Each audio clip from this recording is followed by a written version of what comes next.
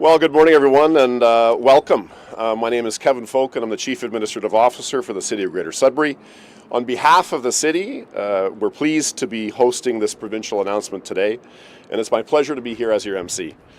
Je m'appelle Kevin Folk, et j'ai plaisir d'animer cette annonce provinciale aujourd'hui. Before we begin, I'd like to acknowledge that we're meeting on the traditional lands of the Atikameksheng Anishinaabeg, and that the large area that we consider Greater Sudbury also exists within and is adjacent to the territorial lands of the Wahnapitae First Nation and the Sagamok Anishinaabeg. We honor, recognize, and respect these Indigenous peoples as traditional stewards of the land in which we share today. I'd also like to acknowledge the Métis and Inuit people for their contributions to the land and to our community. So we have quite a full agenda this morning, so I'm honored to invite Honorable Kinga Surma, Minister of Infrastructure, to come to the podium for today's announcement. Et je souhaite le bienvenue à l'honorable ministre à Grand Sudbury, et je vous remercie d'être ici.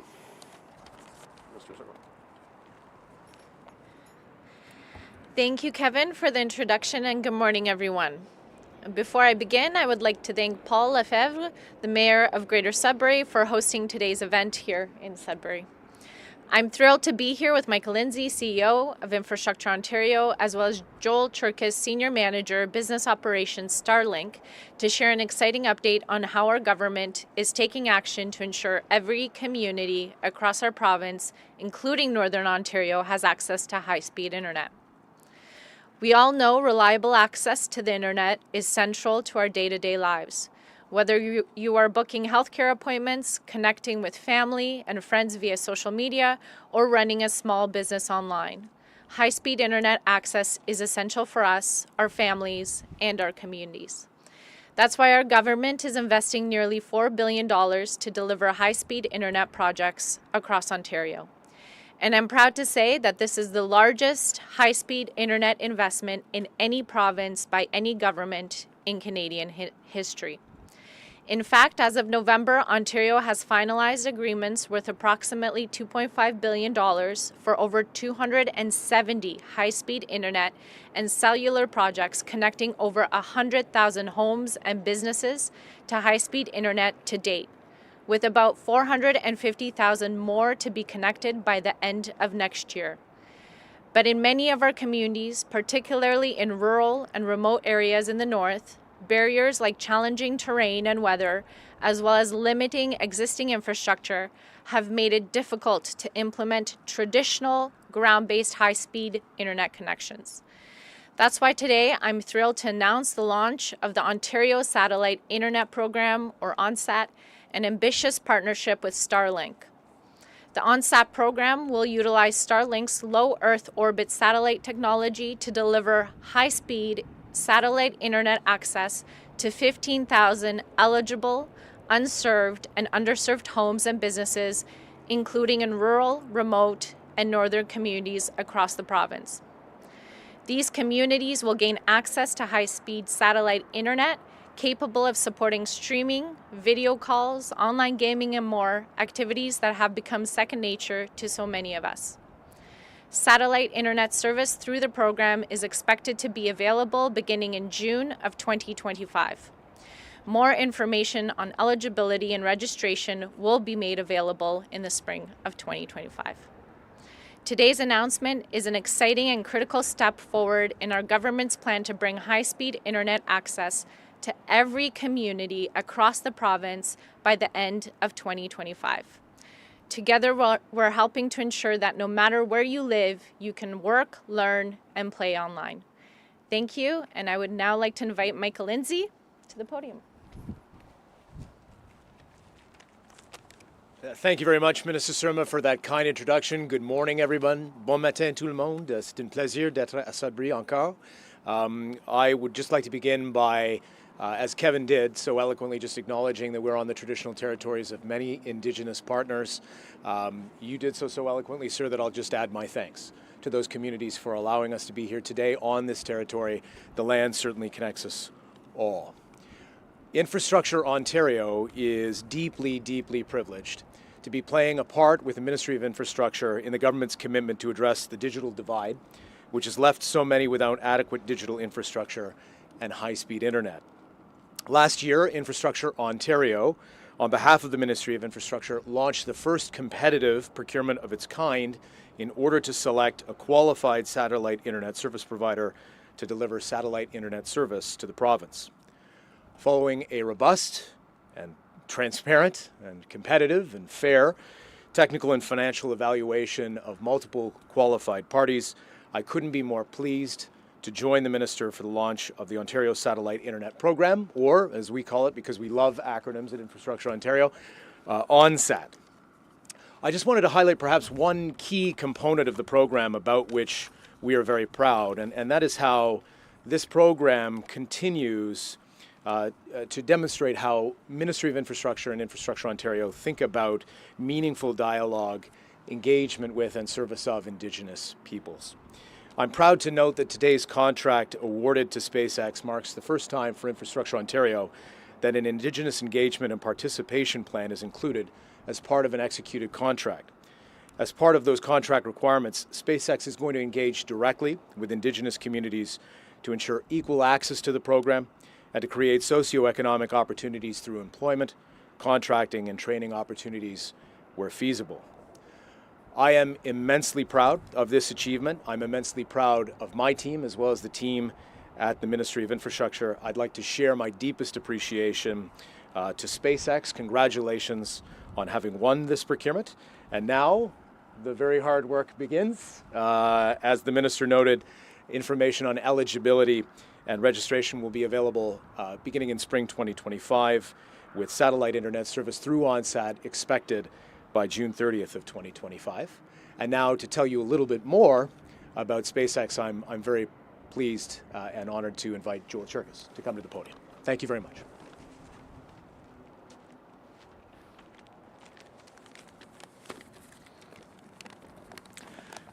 Well, thank you, Michael, and thank you, Minister Surma, for hosting us today, Mayor Lefebvre. It's fantastic to be able to spend some time with you today.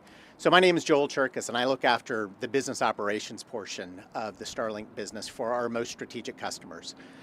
Governments and commercial entities around the world are organizations that I work with every day, and the role that I play is to ensure that we have smooth rollout of this type of a program.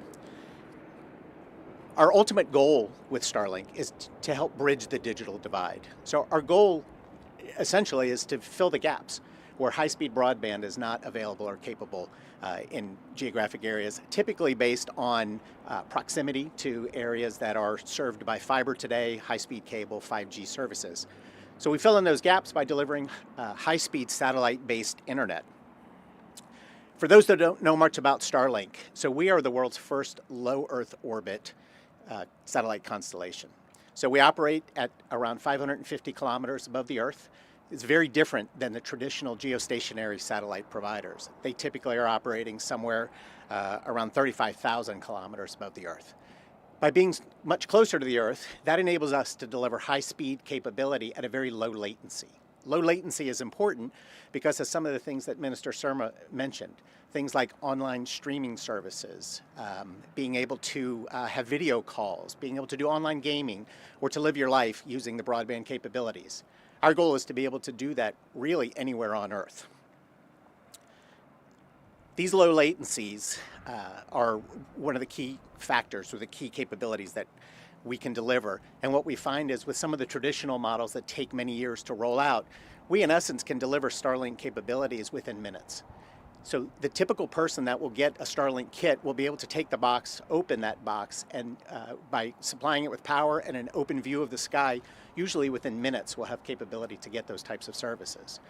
Just to give you an idea, some of our earliest and first Starlink users in 2020 were some of the First Nation organizations in very rural and geographically challenging areas to get fiber rolled out to. The Pekanjikam First Nation was one of the first groups of people, and the Starlink team that was working with them found that within 15 minutes of getting the Starlink kit off of the charter flight that arrived at that First Nation, they were able to be online and actually connecting users to high-speed broadband. The next day, they were able to then roll out that capability across many of the government services, including healthcare, education, police services. Our goal is to continue to deliver all of those same types of services. Just to give you an idea, today, we now have over 4 million customers that are using the Starlink services in over 100 countries around the world. We're one of the world's first, or we can deliver a global telecommunications capability very quickly, very easily. We're continuing to invest in our satellite constellation. So just this morning, we actually had 2 additional satellite launches, delivering more satellites into space, and we'll continue doing that. The pace that we're on right now is about 40 satellites a week.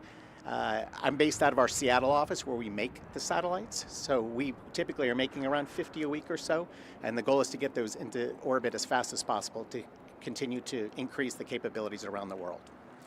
So with that, I want to thank you for the opportunity to be here today. We're very much looking forward to working with Ontario, the ONSAT program, to deliver these capabilities. And with that, I'll turn it over to Mayor Lefebvre. Thank you.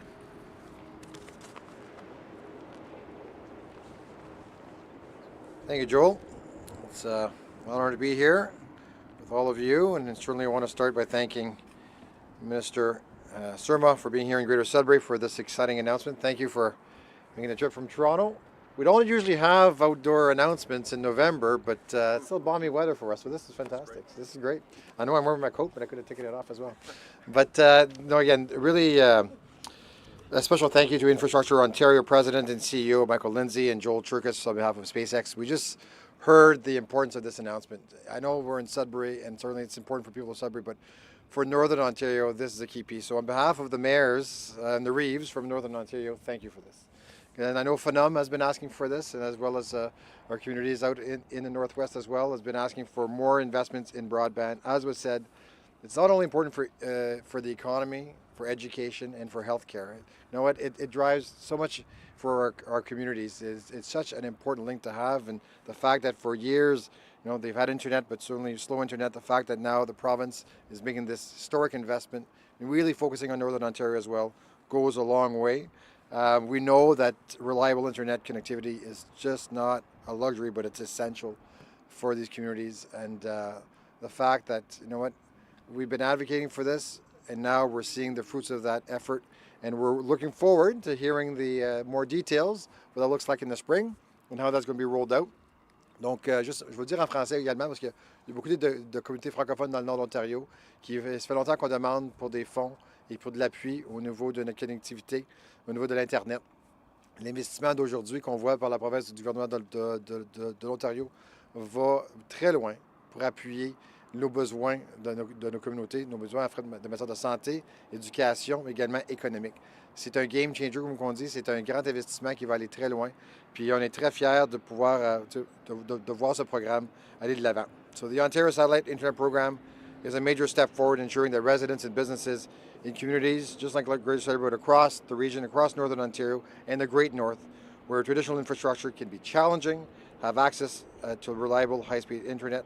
So I'm happy to see the province supporting this in our goals to help build a more competitive, thriving communities across Northern Ontario. Avec ça, merci beaucoup tout le monde. Miigwech.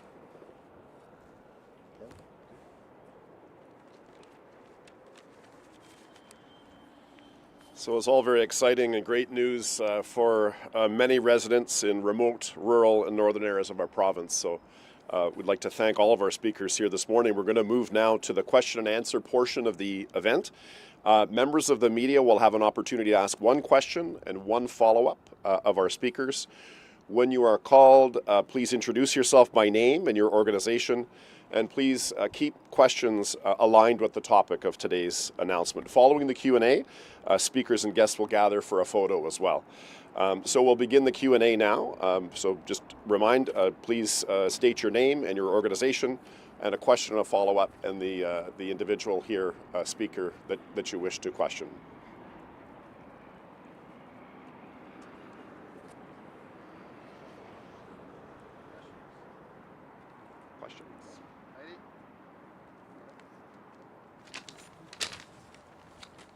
Heidi Elrickson, Sudbury.com, which is a village media outlet.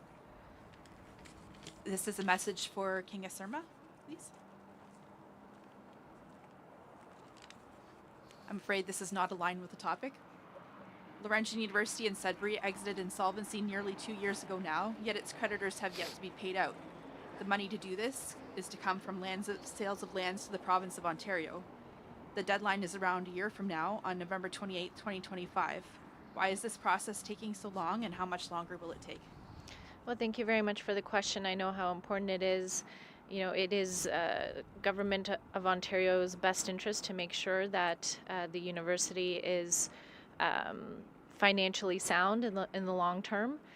This is something that is being explored and negotiated, but until the transaction is complete, I am not able to comment further. But we certainly support the university and the work that is underway to make it sustainable in the long term. Follow-up? What does the province of Ontario have to say to Laurentian's creditors, some of whom are former employees who are waiting for their payouts, have been for 2 years? Thank you. Again, those negotiations and that transaction is underway, and until it's complete, I just will not be able to comment further.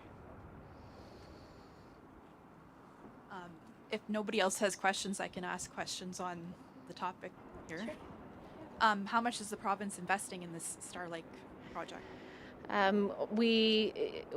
We have secured 15 broadband capacity for 15,000 premises. It is an investment of close to $100 million. What the province will be doing is we will be paying for the installation and equipment fees.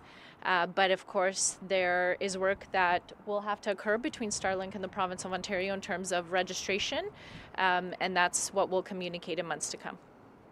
Is the entire cost being covered for those that will receive it? For the equipment and installation, yes. Okay. All right. Well, thank you very much, everyone. Have a very good day. Yes, so thank you again, and we'll partner now with our friends from the province here and arrange for a photo in a moment. Thank you.